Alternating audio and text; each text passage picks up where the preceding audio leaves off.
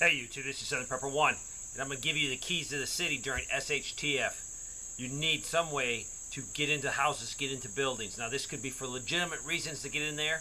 Let's say you have an earthquake in your town, tornado, and you need to rescue people. These are the same tools that can be very useful to aid in the recovery of people or help them get out of their building.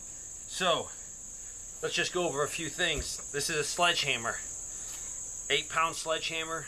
And this is a 42-inch crowbar. Combining these two things, you can definitely enter a lot of houses. Now there'll be some situations where their security of the door is too strong for these, but a lot of times you can use these. It might take you a little bit longer.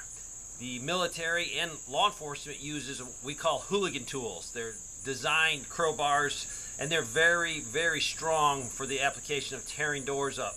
So, but this tends to be something that the average person can afford. Hooligan Tools can run hundreds and hundreds and hundreds of dollars for a good set, and most people, including myself, are not going to spend that on them. This is an Irwin 42-inch crowbar, about 20 bucks. You can get those for, and then a typical sledgehammer. This is an 8-pound sledgehammer. Combining these two, you can do a lot of damage to a door. You can get in a lot of buildings. Also, if it's a bad situation, if you're in an urban setting, these are very helpful to knock holes in walls to go between building and building and building. If you're in the urban area, it doesn't really help you that much in the suburbs, but if you've got a conflict going on in the city, one of these is very helpful. Also, this is a homemade jobber. It's worked good for years. Basically, we welded this up. It's used for a battering ram to take a door in. This is sort of nice because if you're in a close proximity or you don't have much room to swing that sledgehammer, or you got a lot of guys around, this can be used to knock doors down. This can also be used, but as you can see, the swinging, you got to have a lot more clearance.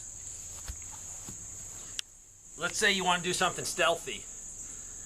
A 3-pound little sledge and then a crowbar of this sort. Reason I like this one, because if you need 2 hammers, it doubles as a hammer.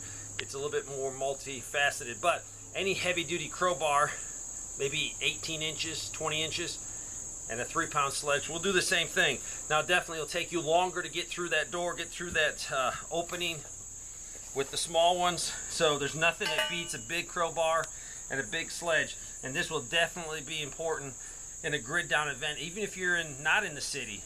If you're in the country, very useful to go where you want to go, because there's going to be things that are going to stop you.